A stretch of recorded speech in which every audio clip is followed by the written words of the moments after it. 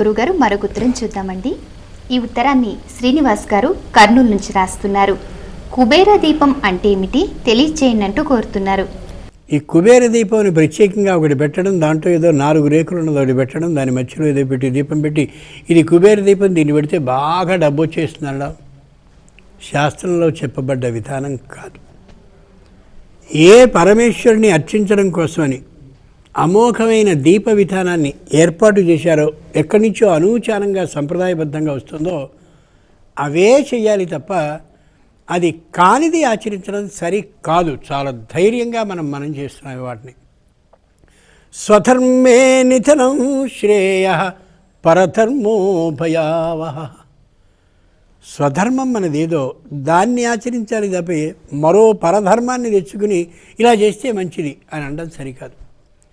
చాలామంది ఏదో కొత్తది కానీ చేసినట్టయితే అద్భుతంగా జరిగిపోతుందనే ఊహ. నువ్వులు ఇంట్లో దీపంగా పెట్టావంటే దరిద్రం వస్తుందని కానీ వీధిలో పెట్టడం అంటే వీధిలో వాళ్ళందరికీ దారిద్ర్యం రావాలన్నా ఎంత నేరం అది.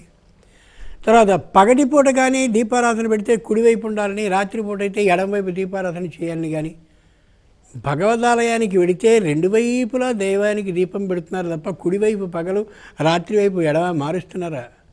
ఎక్కడా లేదే.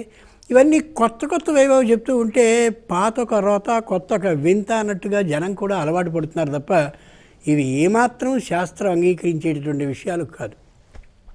శుభ కార్యక్రమాలకు వెళ్ళేటటువంటి సందర్భంలో ఉత్తరం కుడివైపు వేసుకోవాలి, అశుభ కార్యక్రమానికి ఎడమ వేసుకోవాలి. ఇవన్నీ అప్పటికప్పుడు బుద్ధిలో తోచి వచ్చినటువంటి ఆలోచనని అలా జనం మీదకి వేయడమే తప్ప ప్రమాణబద్ధమైనటువంటి అంశాలు కాదు. కుబేర దీపం అని దేవుడికి పెట్టాలి, ఎక్కడా అలాంటిది లేదు. కాబట్టి ఏ దీపాన్ని మామూలుగా మనం పెడుతున్నామో అదే దీపాన్ని పెట్టడం శ్రేష్టం. దీంట్లో 2 మాత్రం చెప్పారు.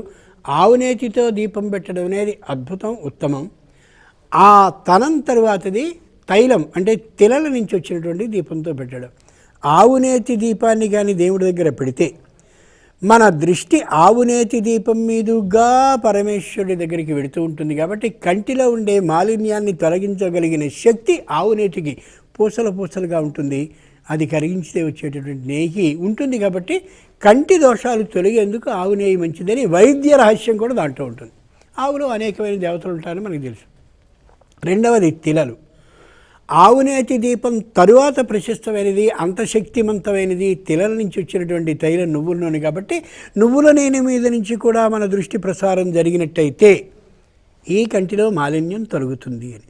అంచేతనే ఒంటికి కూడా నలుగు పెట్టడానికి ముందు ఒంటికి నువ్వుల నూనె రాయమన్నారే తప్ప మరేదో నూనెని రాయమని అనాల. ఈ 2 దీపాలు ఆ విధంగా పెట్టాలి.